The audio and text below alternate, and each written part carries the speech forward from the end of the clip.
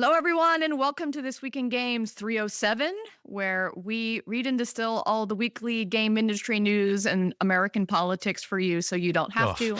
I'm just kidding. We are not going to do that today, the day after the election. But here is what we are talking about. Nintendo Switch stalls. So we're going to dig into what's going on with the Nintendo earnings.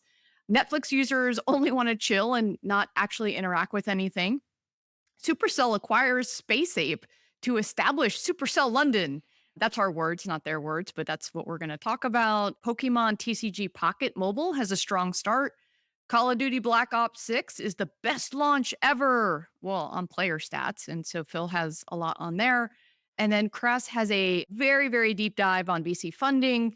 There's a great article about ex-Activision Blizzard founders.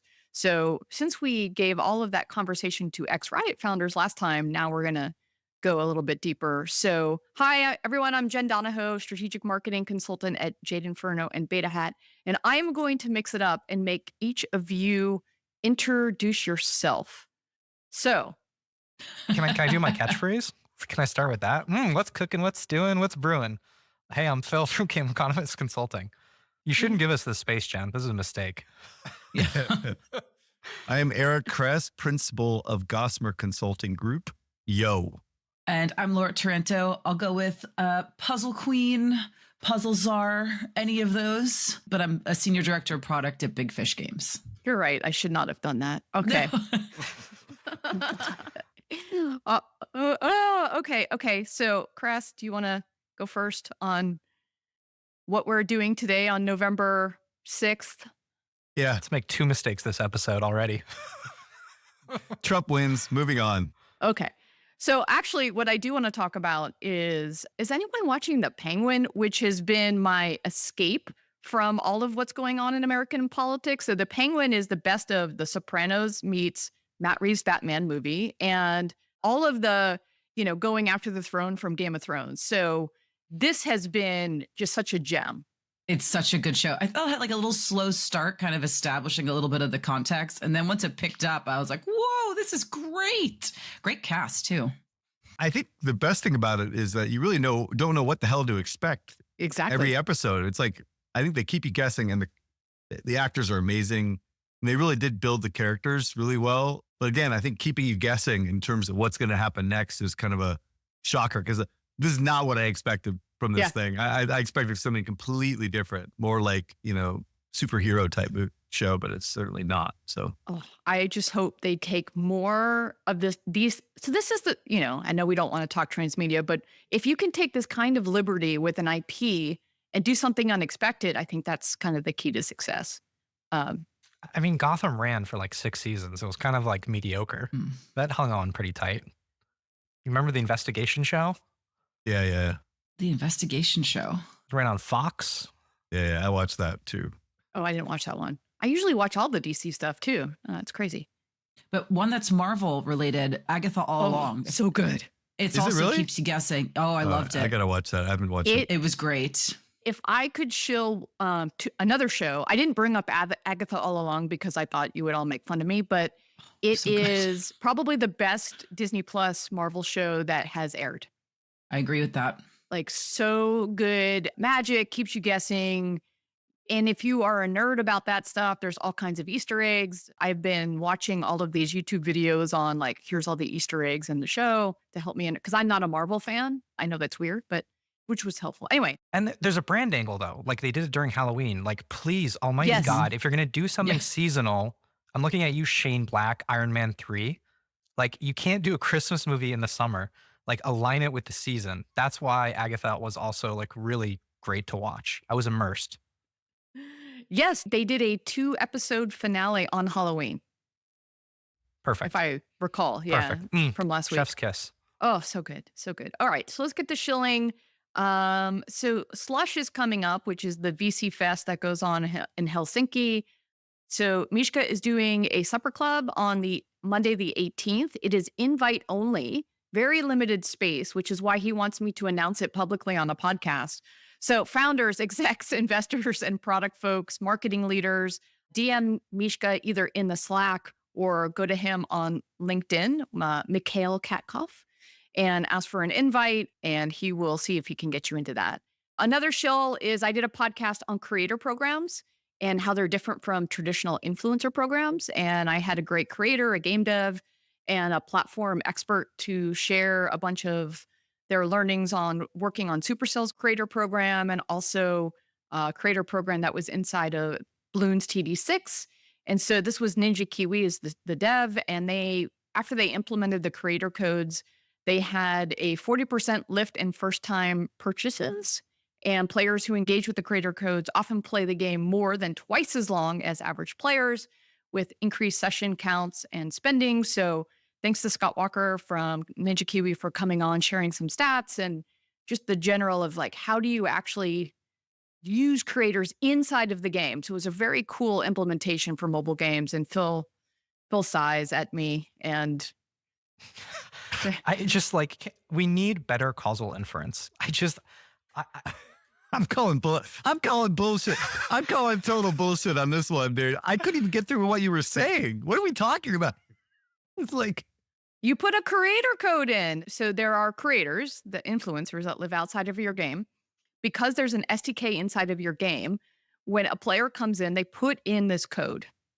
And when they put the code into the game, then you can track the behavior of that person who came in by seeing an influencer or a creator outside of the game. The idea makes a lot of sense, right? Because you're basically Yes. giving performance-based pay for the creators. You're giving them attribution. It is Correct. one of the you couldn't imagine a worse UX for this, which is a complicated code that I have to find somewhere and copy and paste into the game from some alternative browser or from a console. I've got like my phone open and then I've got this code. It is horrendous. But even if we put the UX issues aside, the theory makes sense. But the idea that you could say that it's been successful so far because there's a 40% lift in first-time purchases is not the right metric to look at. no, Like, it's not. that's the wrong. It's a small integer value. Like there's elasticity along the curve. Like a conversion might be 2%. So moving that 40% is still a very small nominal value. Like you should look at it as a marketing tool. I think that's the wrong way to It think is a about marketing it. tool. Yeah, of course. That's why the marketer on the podcast did the podcast with them. Yeah, but you cannot say the codes resulted in a substantial lift for first-time purchases. It implies something completely different, right? But for that small audience that did the lift, sure, but that doesn't matter. Like if you look at the game, it hasn't changed at all, right? In terms of the revenue trajectory, it's like, I don't know.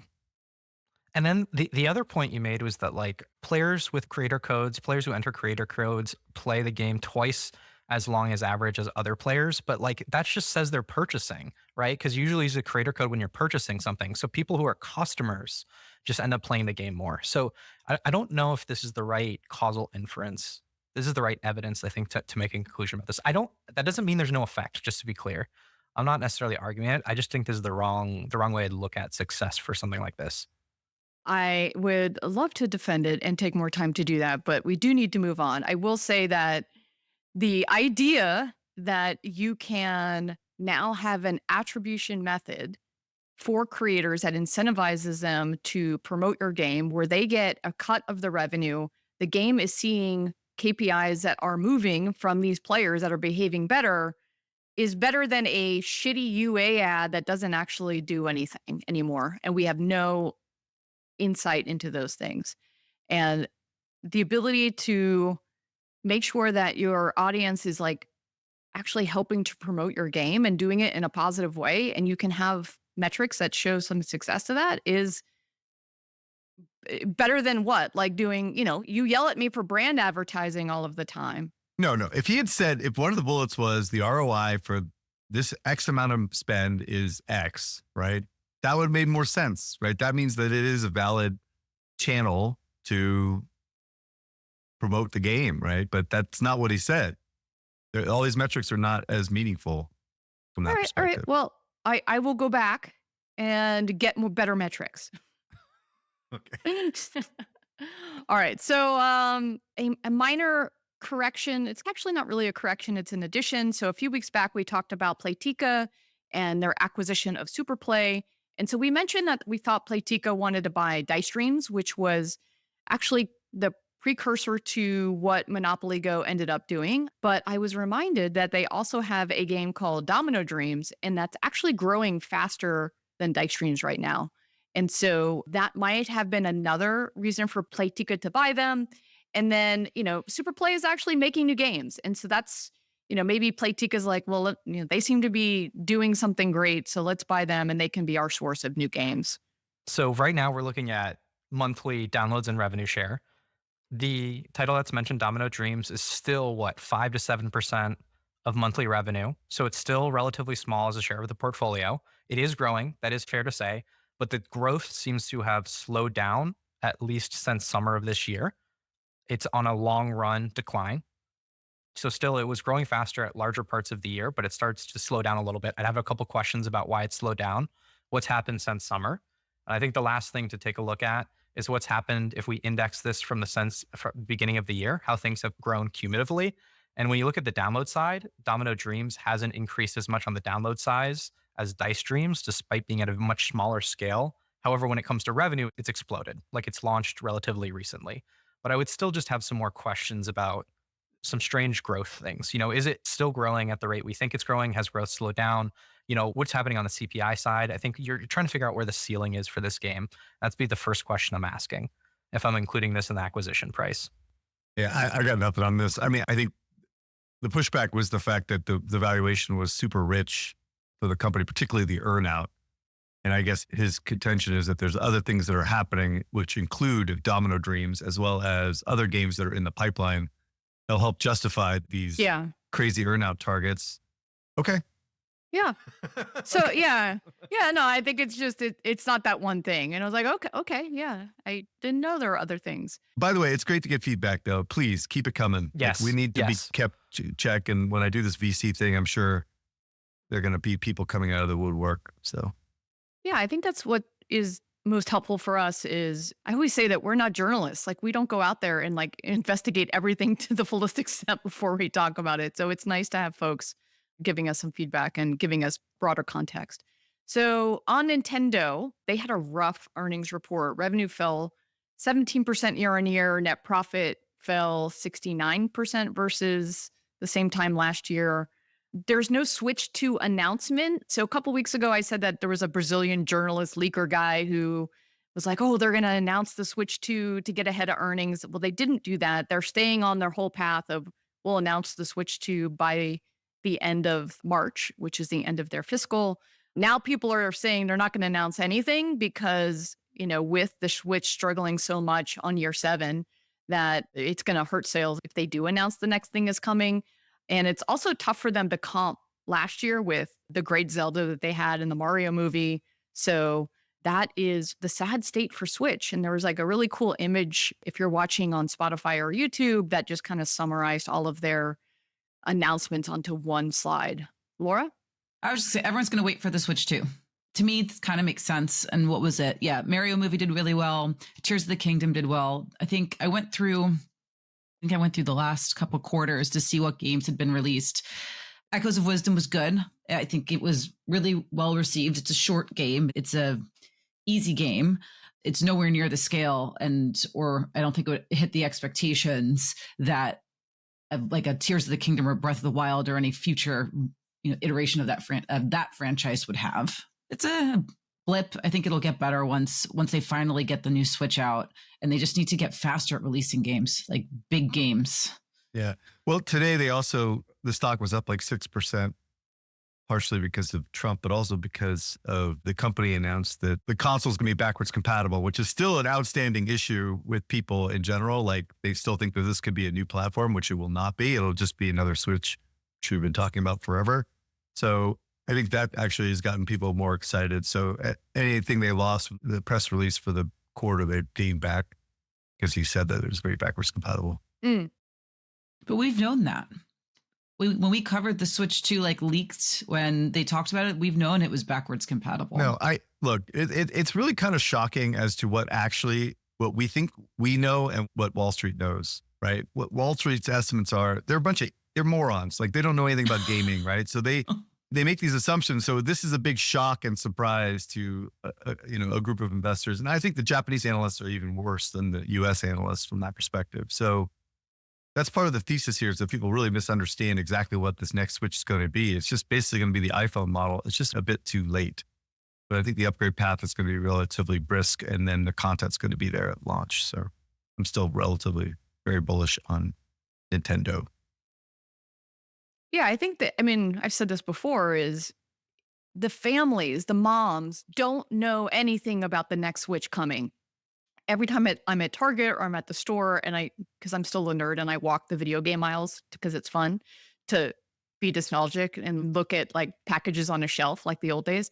But that's where moms go, and they stare at the Nintendo Switch and all the games, and they have this look of like, I don't know what the hell is going on and what do I do? And I end up helping them buy a Switch. They're just trying to get a console for their kid that's kid friendly and get them a Mario game, because that's all I know about gaming. I think that once the next Switch comes out, like, it's going to be the next wave of that. And, that doesn't change the idea that that platform is the kid friendly platform, especially when GTA comes out and mom's going to be like, well, let me distract you with this kid friendly game instead of the naughty game that you're not going to be allowed to play. Did Nintendo give you a creator code? Can the moms punch it in? Jade Furno, 2028.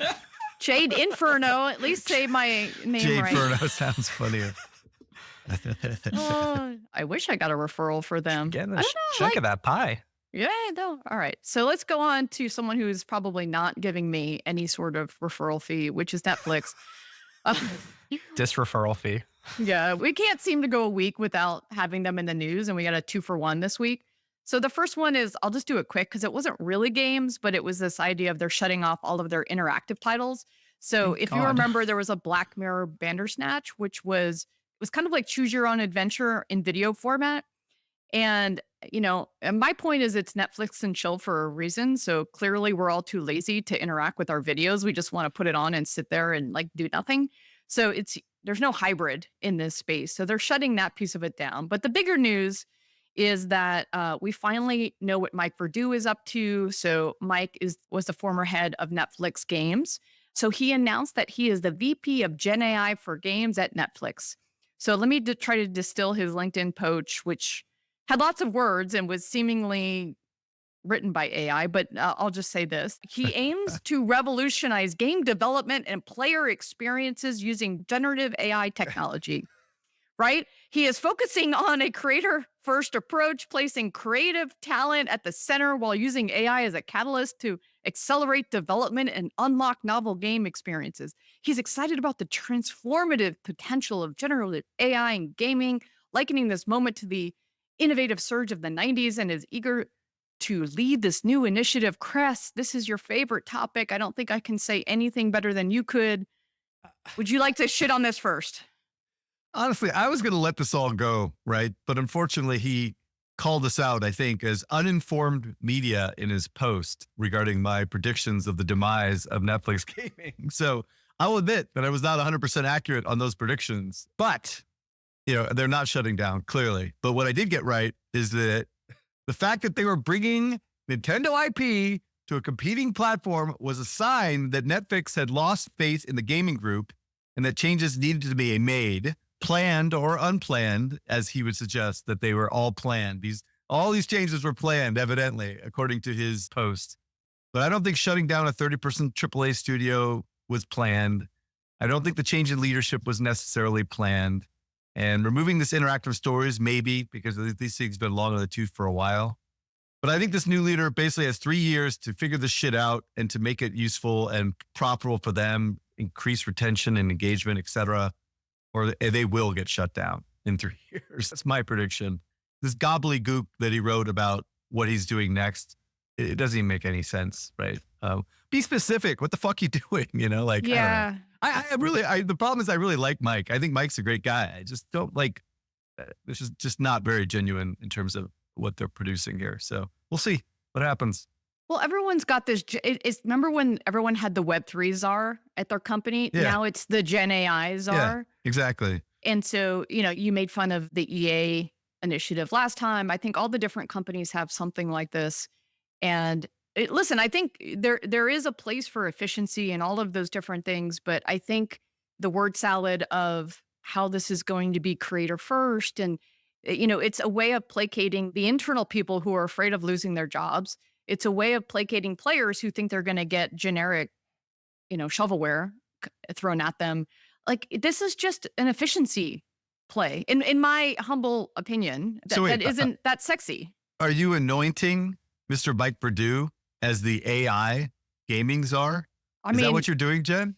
Well, I don't know. I think he did it for himself. He said his title was VP of Generative AI for Netflix games. Like, he did it. Praise be to the AI gaming czar, Mr. Mike Perdue. Let's track his progress in his new lane as AI gaming czar. All right. All right. I got you. All right. So let's move on to the next section, Cress. Supercell. All right. It's bought all of Space Ape. They are friends of the podcast. I've known those guys for so long, since my Kabam days. I really like them. They're nice guys. Great. They're great. But the Space Ape brand is dead. That's sad. Very sad. They are, I guess, turning it into the London office for Supercell by spring of 2025. Long live Space Ape, but now it is dead. Supercell London is the replace. This is big shit. This to me says IPO. This confirms IPO. If there were any lingering doubts, I think you got to keep moving your priors. Like, you're going to war. They're like, we're about to storm the beaches. We need all our troops in line. You turn to your trusted advisors. You buy them out. They've already been working on Supercell games. Like, we already know that they've been working on Boom Beach. They've been working on Heyday. They've openly talked about that. They even had the Supercell IP. Remember, they tried to do a Boom Beach title, no pun intended. That didn't work out. Boom Beach Frontlines.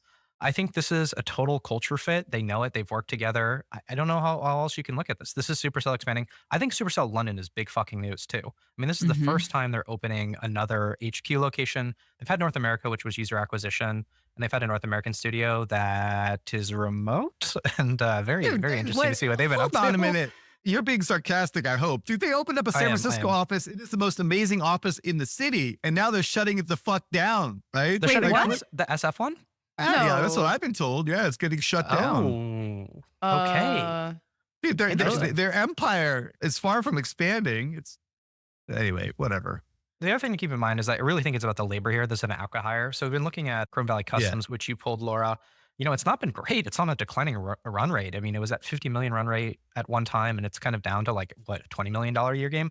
I mean, maybe they're moving labor off it onto Supercell projects. That could be a part of this. BeatStar is not in a great place either. We know it's mostly ad driven. So I think it's hard to just look at revenue. I think you have to look at ads. And I think the only way to look at ads is by downloads, because it's an LTV, you'd be buying more users. And that doesn't look that great either. So I don't know. This looks like IPO acqui-hire to me. All right. Let's go, see. baby. Let's see what happens. All right, let's focus on some good news, right? We got some amazing releases on AAA these days, like Dragon Age and Call of Duty. Let's talk about that. Step into the future of game monetization with Xsolla, the premier partner for game developers seeking to expand their reach and revenue. Xsolla provides a robust suite of tools designed to enhance user acquisition, manage subscriptions, and streamline payment solutions worldwide. Unlock new markets and maximize profitability through their customized, secure payment architecture and dedicated support team. Xsolla, powering game developers to achieve global success.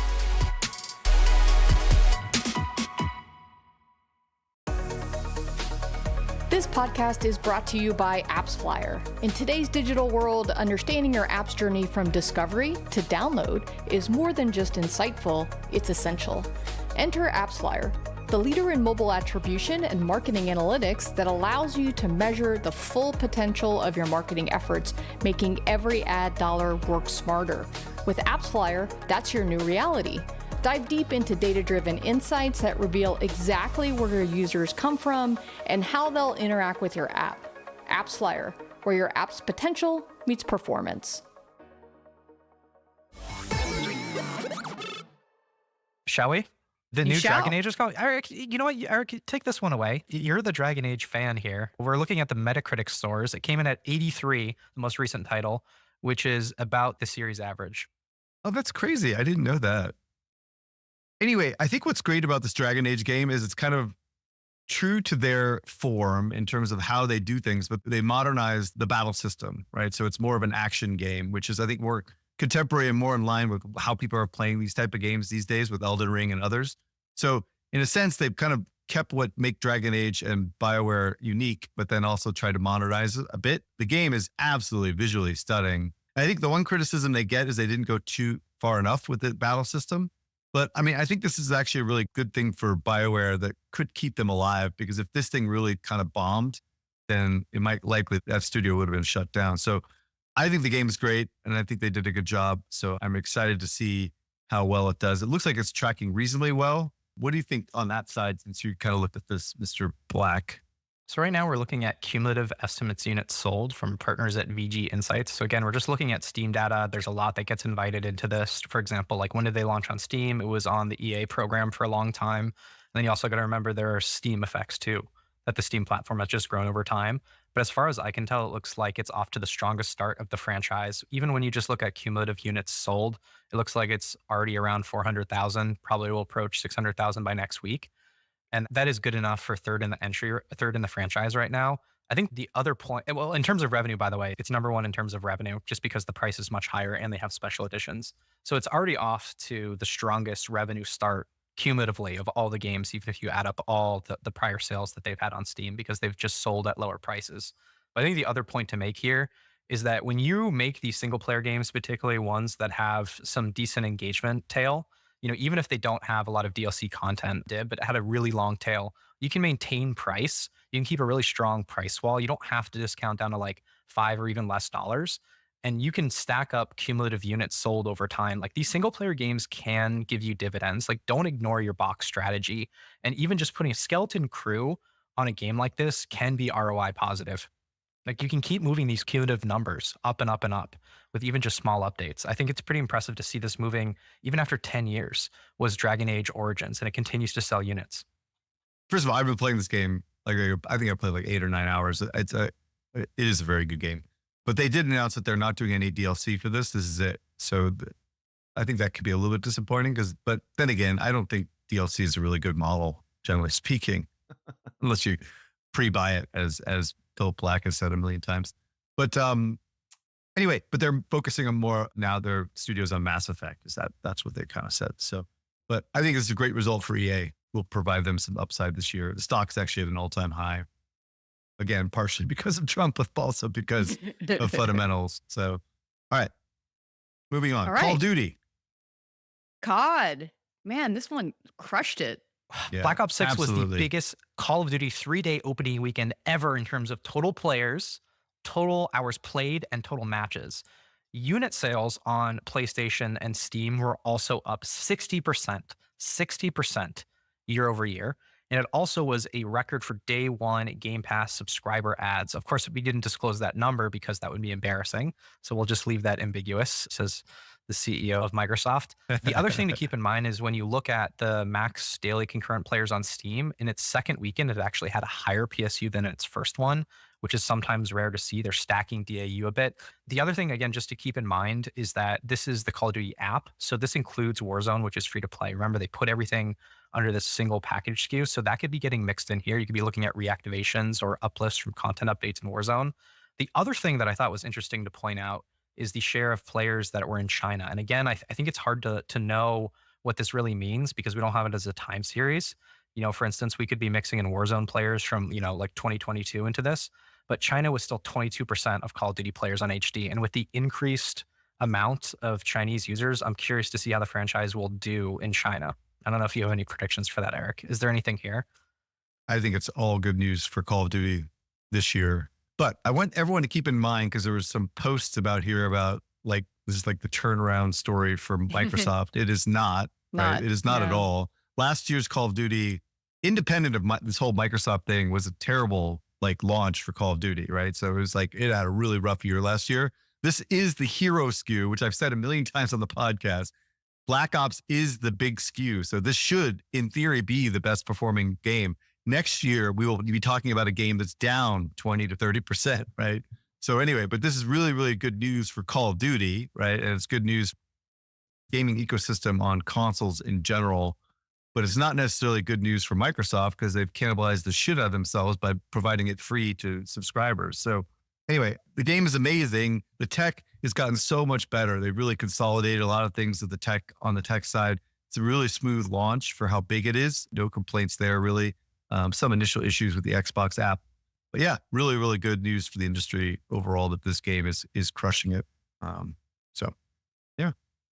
I didn't see it as much in marketing as I've seen other years, which was really interesting. If I wasn't watching American football or watching the World Series, I don't think I would have seen any ads. I saw they're doing a partnership with like Little Caesars in the US, and it was actually a really cool promotion. It was like the only time I saw Call of Duty. I think in the ecosystem that I'm in, I guess I'm just not a 18 to 25-year-old male gamer anymore.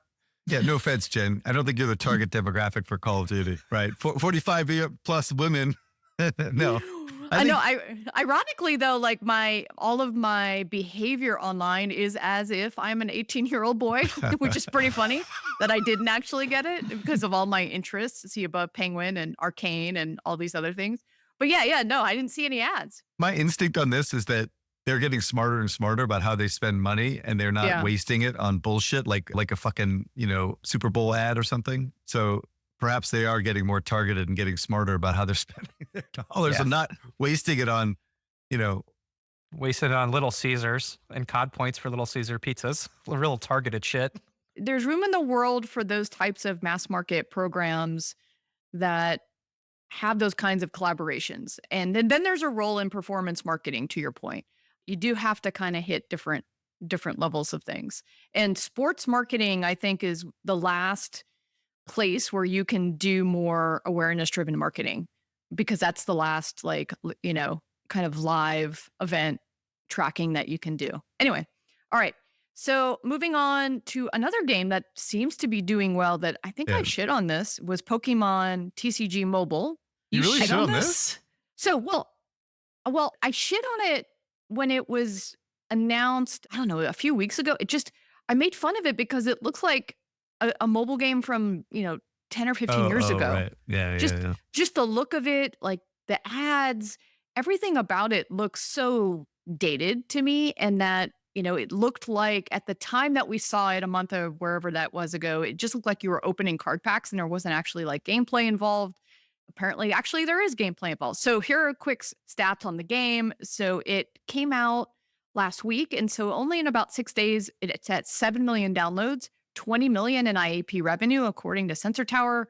So what was interesting, though, is Japan really leads on revenue with 9 million of that. And it's double that of the US, which is in the number 2 spot. So the US leads on downloads, which is 3x that of Japan.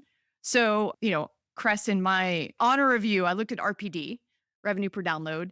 So 26 is Japan. So Japan is $26 RPD. US is only like $4. Yeah. Right. So just for fun, I looked at Marvel Snap because I had Phil in my head of like, well, what's Marvel Snap? So Japan was only $10 and the US was $19. So kind of flipped. But first I wanted to ask Laura, who's our Nintendo fan, what's been your experience and what do you think of the monetization? Puzzle Queen, who's now going to look at a CCG. I was skeptical too. Actually, a friend of mine was like, you need to try this game. I was like, I don't know. It looks a little, what is it? And I was like, okay, I'll give it a go. He described it. And I think what's interesting is what it doesn't have. They're approaching revenue, how they want to capture revenue very differently. When I first opened it, it reminded me a little bit in terms of the style of the battle play and to what you would find in one of the card games in Final Fantasy. That's kind of the first thing that came in mind. And I think that should speak a little bit to, it feels quite casual. So they're going wide. That's at least on this first version. Also, everything is based on timers. So yeah, this is more of a collection game than a battler right now. Let's see. It feels very lightweight. I don't know what they're going to do. I don't know what their roadmap has, but it is very focused on collecting all the cards. You can you basically can open 1 pack per day for 24 hours. And then the things you earn in game through completing missions and the things you can buy are basically timer reductions to opening your next pack. And the other thing that I think of note is their battle pass is subscription. There is no place to just do a single IAP purchase, like a one-off purchase for the battle pass. It is in the US, it's $10 a month. If you want their battle pass, it's a subscription payment that allows you 2 packs per day and a couple of other benefits. It's just an interesting take. And I played the battles. They're very simple. I mean, I was like, I can do this. And what's interesting is they're not ranked. I mean, I don't know what they're going to add, but this is not like your typical, you're going for gold, you're trying to get top of the leaderboard. If you fail a match, you're going to drop, or you're going to lose progress or lose cards or whatever. This is not that game right now. I don't know, Phil, have you taken a look at this?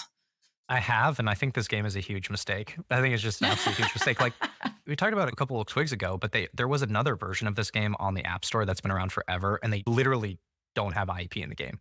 Like literally, you cannot spend money on the game. And obviously, you should have a Pokemon CCG. Like that's digital and that's on mobile. That's obvious. It's a very obvious thing to do, Nintendo or Pocket Monsters. And this isn't even that, right? It's simplified all the game mechanics to your point, Laura. And not only that, there's auto battle. Yes, you heard me correctly. There's auto battle. I like it. I like it a lot. And they keep telling us what they are in the game loop, because after you open a pack, there's the reveal that shows you all the cards. But then what they do is they slot it into your Pokedex. So you really feel this collection mechanic as being a really important part of the game loop. And not only that, you can't, as far as I can tell, Laura, you can't actually buy packs in this game. It's all wrapped around this timer system. So you're buying time to like speed up, and they make it into consumables. It's actually like a fairly deep meta collection economy. I was shocked by this. And this is something that I think CCGs have really struggled with, is building a meta or building traditional free-to-play mechanics. Like when you look at the history of CCGs, you've got Magic the Gathering, which dominates the physical format. And again, I'm starting from a certain point in CCG history. And you've got Hearthstone, which is the first digital, I would argue, CCG. It popularizes the digital format and takes advantage of what it means to be digital. And then I think where I place Snap as like the first mobile digital CCG. And so like this doesn't really like advance that paradigm whatsoever, but it does add more mechanics that I think Snap was playing with. The collection level system, framing up cards, like it has a lot of that going on. It's not just like open packs. There's a free to play path here. There's interesting ideas like a rental deck. I don't know if you got to experience that, where if you collect X number of cards, they will give you a pre-made 20 card deck that you can go out and use X times. I don't know if you can refresh that. That was kind of interesting. There are cool ideas here, for sure. The problem is that when like you kind of look at the paradigm, it kind of splits 3 ways between the East, the West, and China. And there are really interesting games that are only in Japan. Like there's this one called Duel Masters, which was actually a spinoff of Magic the Gathering and actually was owned by Wizards of the Coast, but operated by a separate company. So there's been kind of this 3-region paradigm. And I think this one, it'll be interesting to see where this one falls. I think it'll probably split, closer to Japan, but Japan has like its own thriving CCG market. But at the end of the day, like the run rates for these games are just super disappointing when you look at the ceilings. Like last time I looked at Marvel Snap, we were still looking at like maybe a $50 to $60 million a year game, and it's not been on a good trajectory. And everything from there on in is just a decline. So I have a hard time imagining that this game can be successful, but like never count Pokemon out. My debate with my friends and I were playing was, will this be a shark fin? That was the only thing we couldn't figure out. Like, it's looking, we'll see. I think we need to track it a little bit. I agree. I don't like the fact that the downloads are really just kind of anemic, relatively. So I don't know.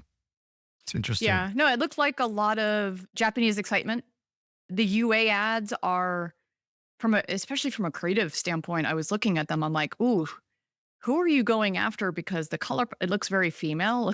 It just doesn't look like, and it just looks dated. It looks as though they did not hire a US-based, North America-based creative agency, which many times happens on these kinds of games. And this is why it's so important to find creatives in the region that you're marketing who know the sensibilities of the region. Maybe my shitting on it does still hold true. We'll see.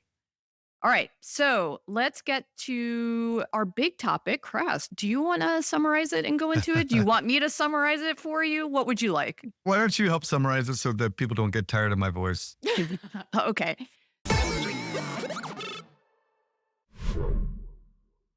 You've heard of heroic labs by now, and we keep talking about them because you need every edge to be successful in today's market. Heroic Labs' game stack is built like a brick house. You got the Nakama, their backend game server, Hero, their game development framework, Satori, their live op service, and last but not least, Heroic Cloud to provide massive scalability. Heroic Labs is a battle-tested partner, and their tech enables you to be flexible, creative, and scale for success.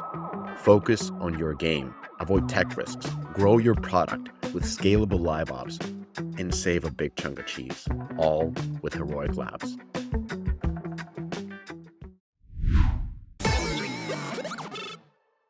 So there was an article that dug into all of the untold stories of ex-Activision Blizzard King's founders.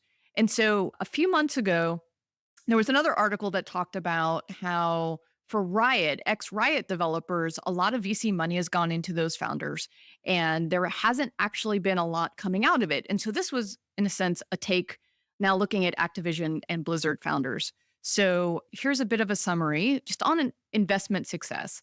So like the ex-Riot founders, these ex-Activision founders tend to secure large deal sizes and more successful in follow-up funding rounds. We hear many, many times it's about investing in the team. So since 2020, ex-Activision startups raised nearly $0.7 billion across 40 rounds, surpassing the average industry funding. Holy shit, that's a lot of money going to those folks.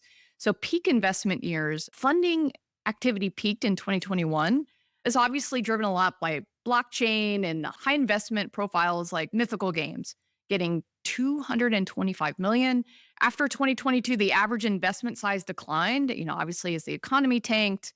We all remember, I was in startup world then, that a lot of deal flow just really, really stopped at that moment in time. Now, in 2024, there's been a little bit of a rebound, but not as much. So from a focus standpoint, out of the 28 funded companies, 17 are making PC console games, not shocking given their talent. There's some for mobile. Others are focusing on Web3 projects, a little bit on mobile. These ventures continue to attract attention, especially from larger VC funds like A16Z, Bitcraft, and Galaxy Interactive. And then finally, these startups generally secure follow-on funding within 1 to 2 years at a faster rate than most other gaming startups. The quick pace really reflects, hey, these investors still believe in these founders, that there's early traction potentially for these founders. So that's a recap of the article. And so, Chris, why don't you? Yeah. First, I want to give a shout out to the Invest Game guys who are sharing all this analysis, first on Riot, now on the ex-Activision. They started tracking this stuff years ago, and it was kind of like build it and they will come type thing. And it looks like they're getting a little bit more resources to do analysis. And I think it's pretty well done and informative. But I guess the angle I wanted to take is more about the VC angle here. And I've been talking about this for a while and how I don't think the big VCs are necessarily good for the gaming industry. But I wanted to make a more finer point on that because there was an article or a blog that was written recently that kind of covered this and kind of covered the same points I've been trying to make for the last few years. So for the most part, like on the VC side, the smaller guys are doing, God's work, right? They're, getting companies up and running. They're giving them fun, making informed investment from pretty smart people that have been doing this for a long time. But I continue to believe that these big VCs are really just not really good for the industry at all. And so this has kind of been echoed by Shamath at the All In podcast, as well as the rest of the guys in the All In, Fred Wilson from Union Square Ventures, Bill Gurley from Benchmark, and this guy, Jabin Ball from Ultimate Capital, who wrote a piece called Shifting VC Incentives. And I think it's a really well-written piece about the perverse incentives around big venture capital. And I think he does a good job of kind of explaining why the current state of VC is not really sustainable. At a high level, the thought here is that fund sizes have grown so much on these big VC firms that partners are now focused on getting rich by the 2% management fee instead of the 20% profit share, right? Which is the historical way people make money in VC. I quote, "This shift encourages a focus on quickly deploying huge sums of money to secure predictable fees, sometimes at the expense of the founder's long-term success," he writes in this article. So to be clear, here's the model for VC is a fundamental 2 and 20, right? So smaller VCs get, raised between 50 and 100 million or whatever, they get a 2% management fee and a 20% carry. That means that 20% of the proceeds from the returns made by the investments over the initial investment amount is given to the venture capitalists. And that's how they make the majority of their money historically. The 2% management fee is just a way of paying for small salaries and operating results. So at the end of the day, the partners really couldn't get all that rich with a 2% management fee. So they were aligned and mutually aligned with the companies to find an exit for the portfolio companies, right? To get the best returns possible with the biggest exits, either an IPO or a sale, right? So everyone was mutually aligned on the outcome during that time of the original type, the VC firms. So I quote again, in the past, the only path to get rich for GPs also resulted in a get rich path for founders. Today, there's a get rich path for GPs where the outcome of the founders is irrelevant. Doesn't matter how the underlying companies in the fund perform, you collect the annual management fees regardless. So again, the incentives are not aligned in this current environment between the LPs, the partners of the VCs, as well as the investments. So again, this creates perverse incentives. It's not about returning outcomes for founders at all. It's about investing as much as possible, as fast as possible, so they can continue to raise funds so that they can get additional 2% fees. So when A16Z is raising a $7 billion fucking venture capital fund, that's $140 billion that they're getting to spread around to partners and staff and pay for their fucking insane parties at GDC and ridiculous speed runs that make no fucking sense every few months, So again, the perverse incentives here are: one, is to drive as much investment as possible at insane valuations. Two, once the funds are depleted, to raise even more funds to build the 2% management fees. And then three, by investing in so many companies that VC firms can't possibly support all these investments, right? So the more investments they have, the more they're spread out in terms of supporting these guys.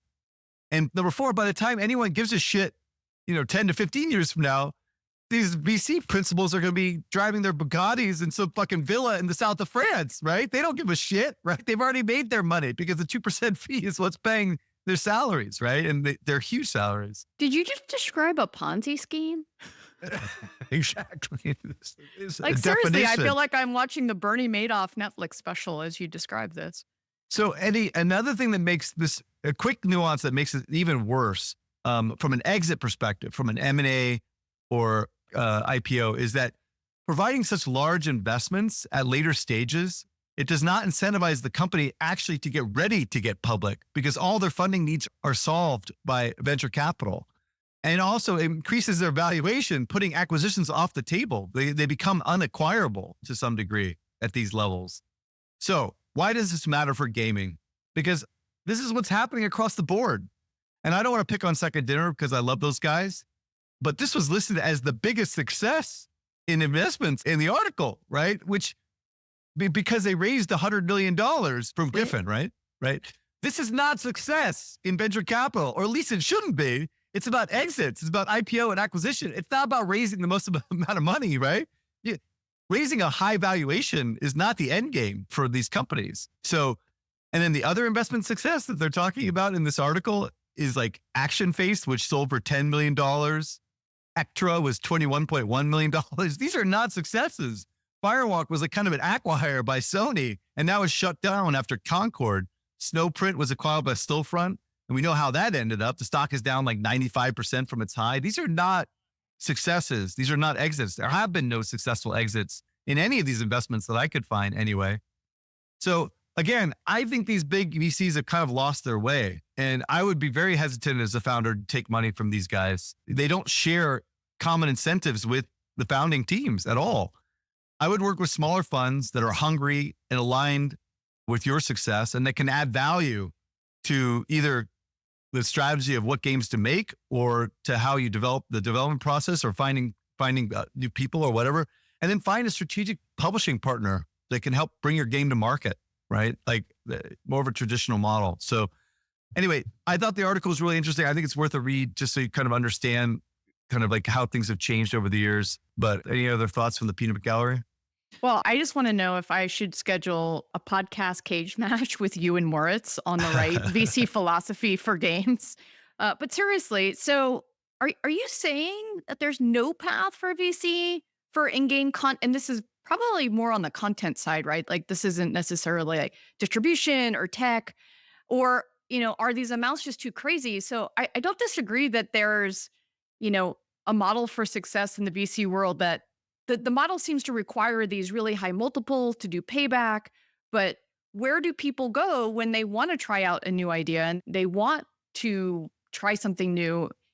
Does this, in a sense, scare off VCs from ever investing in anyone ever again? Well, I would argue that this is probably the most valid argument, right? They are providing liquidity dollars to fund new ideas, right? But I would also say that it's not setting up these companies for success, like, allowing these ridiculous like $1 million salaries and sky high valuations. And most importantly, not really setting them up with any operating experience to guide them on what to build or how to build it, right? Or how to get their games to market, right? VCs should not be fucking publishers, right? VCs should be VCs, right? So I think you should just leave the publishing to publishers, right? So finding smaller VCs to help you kind of get your product ready for a publisher, that's probably the best way, I would say, to get to market. So of course, one of these VCs, who shall not be named, but it starts with a more and ends with an it, said very eloquently to me after sharing this article. He said, I quote, "I understand change can be scary. Just don't become that bitter old man who yells at the clouds." I said, too late, already there. So, does he know who he was talking to? Yeah. But seriously, these type of changes are not always good, right? And I don't think this new VC environment is good for founders at all, or the LPs for that matter, the companies, the employees, and the industry as a whole, right? This is a big Ponzi scheme that will blow up when these principals are long and retired, living out in their dreams in the Riviera, with their Bugattis and their hookers. But I think we're already seeing these results in the market, right? Like this, there is no exits right now, right? These valuations are ridiculous, right? So I think I will be proven right. But meanwhile, all these guys at these VC firms are going to get far wealthier than I can imagine. Why isn't there a bracketed management fee system where the first, let's say, $500 million is at 2%, and the next $250 million is at 1%? Because why do you need, I would imagine that there are fixed costs to deploying capital. I guess that would also be the counterpoint to you, Eric, is that A16Z isn't using fixed costs as the fund sizes have increased, that they're deploying that management fee against things that help these firms move along the funnel. Speedrun being one example of a tutoring process. They now have like a head of acquisition. Like they are becoming a mini publisher. It's starting to almost become like a venture studio. And I think it's just because they need the capital to go places. And so they need to kind of go into the early parts of the funnel because they need to widen it. It's not big enough right now. But I would argue like they're at least deploying some of these capital, right? I don't know if the margins at A16Z, what Mark Andreessen is retiring, I don't know if his fund size or his yacht is increasing because of this. It looks like some of this is being redeployed. No, again, but do you really want Andreessen to be a publisher of video games? I don't know. Is that really, maybe. Is that the VC role? Is that the change that Mr. Moore and is talking about? Is that a good thing for the industry? Is that venture capitalists become publishers? Right? Well, they're filling a gap. I think they're filling a gap right now because publishers aren't publishing. How is that going? Let me just ask. How is that going? Where are the successes? Where are the exits? Where are the outcomes? Dream Games is one example. That was a huge exit. Graham Games, there's been acquisitions along the way. No, those are not VC funded things the way. Yeah. That's exactly the opposite of what I'm talking about. I think it's fair to increasingly ask these questions, but I guess I'd be curious, what are you looking at? Like a 5-year time span to get an exit? A lot of this happens during ZERP, so you still got a couple years to go until I think we can put the final marker on the ledger, right? Yes. No, that is true. Yes. I'm making a prediction that this is not going to end well. And I think the one part of it I don't understand, and I don't think they really talked about it as much, is why are the LPs still throwing money at this shit, right? They're seeing the results. Buyer beware. Yeah, I mean, we're talking about endowments that have billions and billions of dollars, and Harvard, Yale, all these, other institutions that are out there throwing tens, hundreds of millions of dollars at these guys, right? So again, this gets really complicated because the IPO market is closed. The M&A market is closed right now. So no one's seeing any exits on any industry, much less gaming. And so it's like, I don't know why they keep throwing money at this. And what I've been hearing though from LPs that I've talked to is that they are all like, they're sitting on all this money, invested money, and they have no way of getting it out. It's completely illiquid. So they can't even invest in stuck. CDs. It's getting eaten by inflation. Yeah, no, they can't touch it. They can't even put it in like safe CDs or something. No, like it's because it's already deployed. It's deployed. Yeah. Oh, I thought you said it's not promised. deployed. Or it's okay. It's deployed, and then it's also promised as well. So they have they're on the hook to give them money going forward. That money is already accounted for. And I think if they had the druthers, they wouldn't be putting it back in, but they're already committed to it, right? The music is going to stop eventually, right? Unless the IPO market changes, or now maybe with Trump in the office, maybe the regulatory environment will come down, but who knows, right? But maybe that's what they're waiting for. And then I'll be wrong, right? If they get more liquidity and we get more things to market. But sorry, that's a separate thing though. Gaming is a specific fucking thing. That's why I wanted to avoid that subject, because that's much more complicated and out of my wheelhouse. For gaming, VC never made sense. And you can ask almost everyone in VC that's not true. A lot of people believe this to be true, is that the VC should not be fucking publishers. Yeah. And that's what they're acting as. And it's a specific problem for gaming versus the rest of the market. So. I've heard very similar comments I had the pleasure of being in a lot of women investor meetings and brunches and things like this. And I've heard very similar feedback as well from that side of things. Why doesn't VC invest in a publisher? So that's where maybe there's an opportunity, because all of the publishers are kind of shut down. If you think about it, they're also saying, we're only focusing on our own IP. We're going to only, do very specific things. We talked about companies like Playtika earlier today saying oh, we don't want to make new games. So the challenge that I hear as I'm out there meeting with different people is that there are no publishers giving out checks that are meaningful checks. The checks they're giving out are $1 million and under. And, these types of developers that have these aspirations don't know how to make a game for under $1 million. That's, younger folks that are okay, I can go and do this. So why doesn't a VC fund a publisher and give them money to do something? Investing in a publisher does not meet the criterion for VC returns. Just full stop. Definitely not. Right? Yeah, no, I get it. They need a 10x. Right, yeah. They're going for 10x plus or 100x. None of this other shit is 10x. I mean, it's like investing in a kid who wants to go to the NBA, and it's a 0.1% chance that thing is going to actually succeed. I guess they're trying to. Earlier whole thing about causation and causality, it's oh, these people worked on games that were really, really big, so they must know how to go and do it and start the next one. And maybe some of them do, but I think we don't have the results on that yet. Even Frost Giant, right? Giant. Look, we have tons of results of this thing failing. There's been no success, really, in terms of liquidity, right? They're all been failures so far. Coming from the 2020... You look at a cohort. The cohort of the 2020 capital, so and the cohort before that, in terms of all the companies that spun out of Blizzard and Riot, like we've talked about, right? There's been no success, right? I mean, but that doesn't mean there's not going to be success going forward.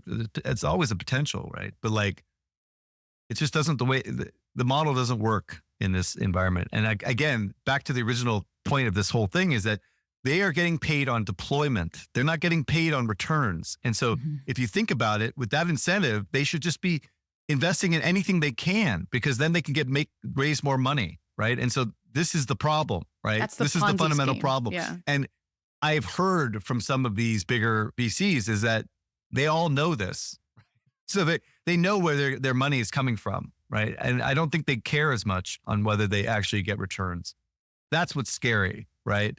And so, again, the whole other argument about why VC doesn't make sense for gaming, I wanted to avoid this time. But what I'm saying is that these incentives are not aligned with founders, and the founders need to understand that, because a lot of them are not that sophisticated about this stuff. They see the fact, this is the point that was made in the article, and I want to reiterate, is that they see the fact that they are now worth $400 million on paper, and that's a win, right? That is not a win. That is a fail, right? That precludes you from a lot of things, from exits, by being that valuable, right? That's not a success.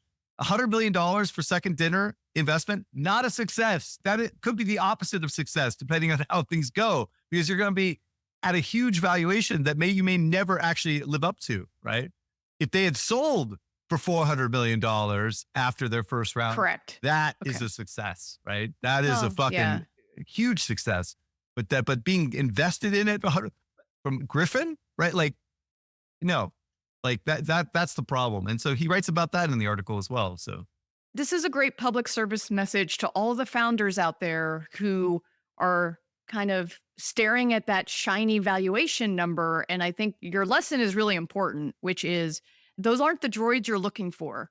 You shouldn't be chasing a valuation number. You need to be chasing your exit. You actually just need to be raising the right amount of capital to do the right thing, hopefully keeping that lower, being efficient so that you can ultimately, likely, get acquired. That's really the exit that people are looking for. Is that kind of a summary? Yes. Is the risk that you put the VCs on your board now that they've invested, they have real control over your company and they push you towards an exit that you're uncomfortable with, which is, either going public or multi-billion-dollar valuation.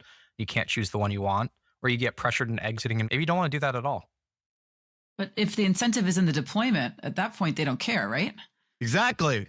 That's the issue. But they double dip though, but they would double dip and get the win. They would No.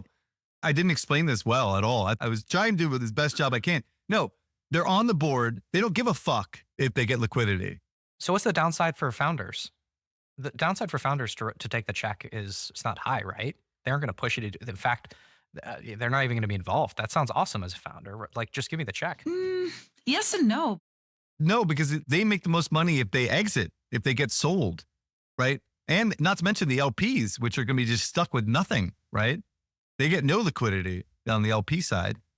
Oh, sure. If you're taking the LP perspective, I'm just thinking about founders themselves, thinking about, like, should I take the VC check if it's in front of me?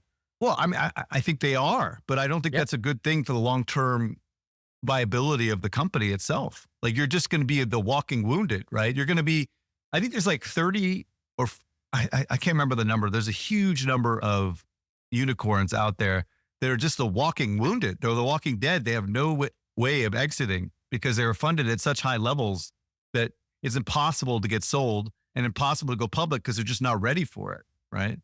They're all set up for failure, not success, because of all this funding. Yeah. I feel like you would expect if you take money from a VC, at least I would expect some sort of, doesn't have to be publishing support, but I would expect I get this person's expertise, I get their connections, and it sounds like that's also would be missing from these founders. And whether the founders may realize it or not, that I feel like that they are going in less armed and less prepared than they could have been had they gotten more interest post deployment of funds. No? I don't think you go to a VC expecting to get that kind of help. I would. I'd want to pick someone that was, okay, maybe I'm too idealistic. I'd want to pick someone that kind of really wanted to see something great come to market or could offer some, could offer at least cover some of the gaps that I know I would have. I just want to focus on the fact that all the incentives are not aligned to do what you're suggesting, right? Yeah. Again, if their incentive is to raise money and deploy money, that is a completely different thing than investing and wanting that 10x return, right? That's why these things are not working, right? And they likely will not work is because when you spend $100 million for second dinner at whatever, $400, $350 million valuation or whatever, or the carry first, whatever the team is in Africa, or, the KID valuation stuff, like that shit's absurd, right? Like, and that's because the incentive is, again, to deploy and raise and not look for the big, 10 time to exit. So. Got it. All right. Understood. I Okay. think you're right. That I think was I'm going to great. get Moritz on this fucking podcast and deep this out and debate. If he showed you a breakdown of the management fee and how that capital is being reinvested into the business, that personnel costs are rising, would you find that persuasive? So like the VCs are using that money in order to help. Yep. I think Cress's point is the outcome hasn't been there to justify that. That's fair. I agree on that point, but I think there's a number of facets here, right? There's the perspective of the founders, there's the perspective of the VCs, there's the LPs. And I think there's also, like, how do we think about what the VCs are doing when they're raising these really large funds, because we're suggesting something insidious. Like this is their incentive, is to go out and just raise the large fund because of management. I'm suggesting that. By the way, I want to make sure that I have been saying this, but this is what these guys, these experts in the VC have been doing this for 30 years. You know, they're saying it, right? These mega funds are just, their incentives are all fucking fucked up, right? Like this benchmark, these are like main guys. And so I think Moritz's point is that things have changed. The VC world has changed. Either embrace it or go to your grave, you know, and like become worm food or something, you know, but like, that doesn't mean it's good. I don't think change is always great, you know, but I mean, they're taking money to the bank. What do they care, right? They're making oodles of money. So even if you were to tell me that they are deploying some of those funds to help publishers, how much money is going in their pocket versus going into the publisher's pocket from, you know, that perspective, right? Like, in any Ponzi scheme, at the end of the day, like 5 to 10 years from now, we will know exactly, as these big endowments write down these huge investments on these funds that haven't paid back, or the opposite, right? You know, we'll know, right? I mean, they do have like a 7 to 10 year horizon. Now it's more like 10 to 15, according to some sources. So it's really, really far out there, right? You know, like, I mean, I'm gonna be long retired before this shit comes to fruition. So anyway, moving on. Yeah, let's get Moritz on. Right. We'll hash this out. Yeah, I think that would be a fun podcast is, you know, what is it today? And what is it about this article that is not framing that correctly or not? And how are you using the management funds to help companies be better? You know, maybe we just don't have all the info. So Moritz, let's do it. All right, everyone. Thanks. That was a good chat. All right, good times. See you next week. You did it. You made it to the end of the episode. As a fan of the show, it would help us out if you subscribe and leave us a review on the podcast service of your choice. More importantly, are you a member of the Deconstructor of Fun Slack group? If you have 5 years or more of games industry experience, go to deconstructoroffun.com/Slack and apply to join. Join the games industry's best professional community filled with peers always willing to lend a hand. Or subscribe to our newsletter to get all the latest insights from the Deconstructor of Fun content creators. Thanks for listening.